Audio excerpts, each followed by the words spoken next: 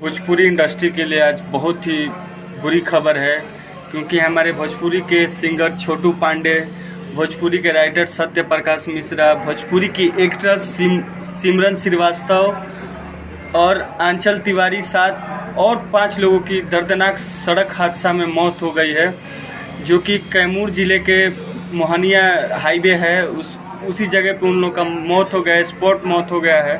तो ये भोजपुरी इंडस्ट्री के लिए बहुत ही दुखद खबर है। लेकिन उससे बड़ा दुखद खबर ये भी है कि भोजपुरी के कोई भी स्टार, बड़ा स्टार, एक रिप बोल के भी पोस्ट अभी तक कोई कुछ नहीं किया है। एक पोस्ट भी नहीं किए हैं लोग, कोई भी, चाहे वो खेसारी लाल हो, चाहे पवन सिंह हो, चाहे रितेश पांडे हो, कल्लू हो, कोई भी अन्य कोई भी हो, कोई एक पोस्ट तक नहीं किया है। हमारे भोजपुरी के सबसे अच्छे गायक हमको लगते थे जो हमारे लाइफ में पर्सनली, तो छोटू पांडे।